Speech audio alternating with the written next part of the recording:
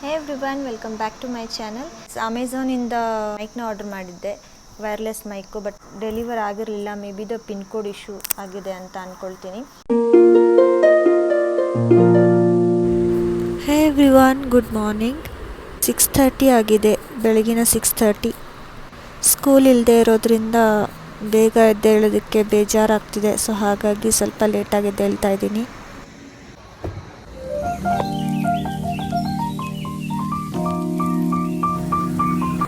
ನನ್ನ morning routine every day ಡಿಫ್ರೆಂಟಾಗಿ ಇರುತ್ತೆ, ಸೇಮ್ ಇರೋದಿಲ್ಲ. ಯಾವಾಗ ಟೈಮ್ ಸಿಕ್ಕುತ್ತೋ, ಯಾವಾಗ ಸ್ವಲ್ಪ ಮೈಂಡ್ ಫ್ರೀ ಇರುತ್ತೋ ಆವಾಗೆಲ್ಲ ನಾನು ಈ ಥರ ಗೋಡೆಗಳನ್ನು ಮತ್ತು ಟ್ಯಾಪ್ಗಳನ್ನು ಎಲ್ಲ ಕ್ಲೀನ್ ಮಾಡ್ಕೊಳ್ತೀನಿ. ಲೇಟಾಗಿ ಎದ್ದೇಳ್ತಾ ಇರೋದ್ರಿಂದ ಯೋಗಾಸನ ಮಾಡೋಕ್ಕೆ ನನಗೆ ಇತ್ತೀಚೆಗೆ ಟೈಮ್ ಸಿಗ್ತಾಯಿಲ್ಲ. ಬಟ್ ಆದ್ರೂ ಸ್ವಲ್ಪ ಕ್ವಿಕ್ಕಾಗಿ ಒಂದು ಸ್ವಲ್ಪ ಹೊತ್ತು ಮಾಡೋಣ ಅಂತ ಇವತ್ತು ಯೋಗ ಮಾಡ್ತಾಯಿದ್ದೀನಿ. ಹೌದು, ಯೋಗ ಮಾಡೋದು ನನಗೆ ತುಂಬ ಇಷ್ಟ ಆಗುತ್ತೆ, ಇಷ್ಟವಾದಂಥ ಕೆಲಸ. ಬಟ್ ಟೈಮ್ ಮ್ಯಾನೇಜ್ ಮಾಡೋದು ತುಂಬ ಕಷ್ಟ ಆಗುತ್ತೆ ಕೆಲವೊಂದು ಸತಿ. ಯಾವಾಗ ಟೈಮ್ ಸಿಗುತ್ತೋ ಆವಾಗ ಮಾಡ್ತೀನಿ ಯೋಗಾಸನ.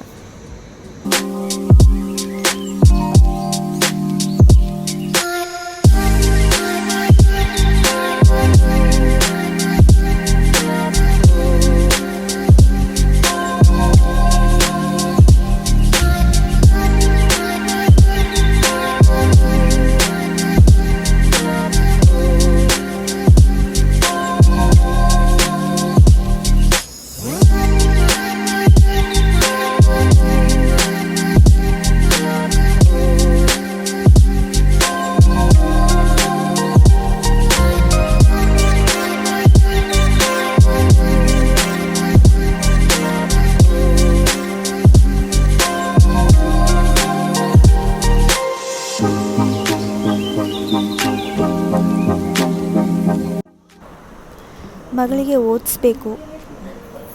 ಈ ಮಕ್ಕಳಿಗೆ ಓದಿಸೋದು ಅಂದರೆ ಒಂದು ದೊಡ್ಡ ಚಾಲೆಂಜ್ ನನಗೆ.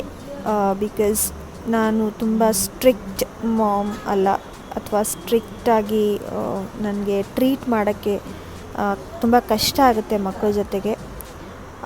ಅಲ್ದಲೇ ಈ ಯೋಗ ಕ್ಲಾಸಲ್ಲಿ ಕೂಡ ನಮಗೆ ಅದನ್ನೇ ಹೇಳ್ಕೊಡೋದು, ಸಿಟ್ಟು ಮಾಡ್ಕೋಬೇಡಿ ಅಂತ.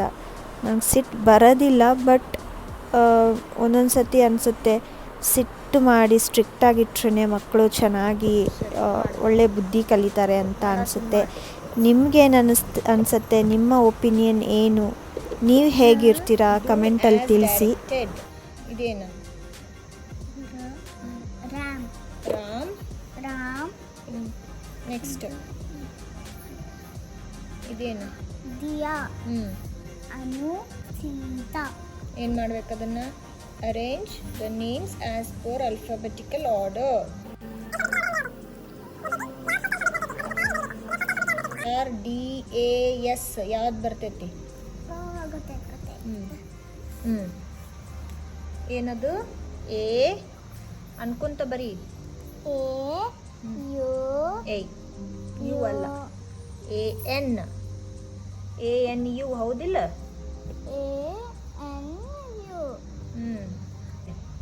ನೆಕ್ಸ್ಟ್ ಯಾವ್ದು ಅಲ್ಫಾಬೆಟ್ ಬರ್ತೈತಿ ಎ ಆದ್ಮೇಲೆ?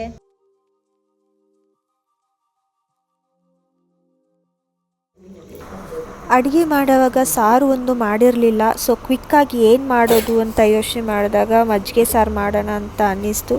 ಸೊ ಹಾಗಾಗಿ ನನಗೆ ಕ್ವಿಕ್ಕಾಗಿ ಬರುವಂಥ ರೆಸಿಪಿ ಇದು ಮಜ್ಜಿಗೆ ಸಾರು. ಸೊ ಹಾಗಾಗಿ ಮಜ್ಜಿಗೆ ಸಾರು ಮಾಡ್ತಾಯಿದ್ದೀನಿ.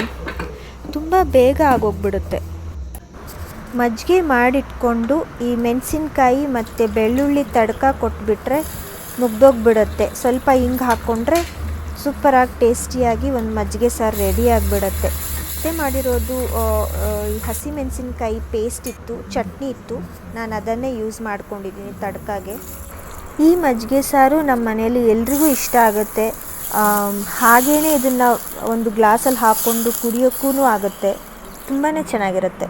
ಅಮೆಝಾನಿಂದ ಒಂದು ಐಟಮ್ ಆರ್ಡ್ರ್ ಮಾಡಿದ್ದೆ, ಅದು ಡೆಲಿವರ್ ಆಗಲೇ ಇಲ್ಲ. ಏನಾಯಿತು ಅಂತ ನನಗೆ ಹೇಳ್ತೀನಿ ರೀ. ಇದು ಮಜ್ಜಿಗೆ ಸಾರು ಮಾಡಿಟ್ಬಿಟ್ಟು ಬಂದು ಹೇಳ್ತೀನಿ. ಅಮೆಝಾನಿಂದ ಮೈಕ್ನ ಆರ್ಡರ್ ಮಾಡಿದ್ದೆ, ವೈರ್ಲೆಸ್ ಮೈಕು. ಬಟ್ ಅದು ಡೆಲಿವರ್ ಆಗಿರಲಿಲ್ಲ. Maybe the pin code issue ಆಗಿದೆ ಅಂತ ಅಂದ್ಕೊಳ್ತೀನಿ. ತಿರ್ಗಾ ನಾನು ಇವಾಗ ಪಿನ್ ಕೋಡ್ ಚೇಂಜ್ ಮಾಡಿಬಿಟ್ಟು ಮತ್ತೆ ಆರ್ಡರ್ ಹಾಕಿದ್ದೀನಿ. ಅದು ಮುಂಚೆ ಆರ್ಡ್ರ್ ಹಾಕಿರೋದು ರೀಫಂಡ್ ಆಗಿದೆ ಅಂತ ಅಮೆಝಾನ್ ಅವ್ರು ಹೇಳಿದರು, ಬಟ್ ಅದು ನನ್ನ ಗೂಗಲ್ ಪೇಯಲ್ಲಿ ತೋರಿಸ್ತಾ ಇರಲಿಲ್ಲ. ಅಗೇನ್ ಮತ್ತೆ ಬ್ಯಾಂಕ್ ಕಸ್ಟಮರ್ ಕೇರ್ಗೆ ಕಾಲ್ ಮಾಡಿಬಿಟ್ಟು ಕನ್ಫರ್ಮ್ ಮಾಡಿಕೊಂಡೆ ರೀಫಂಡ್ ಆಗಿದೆ ಅಂತ.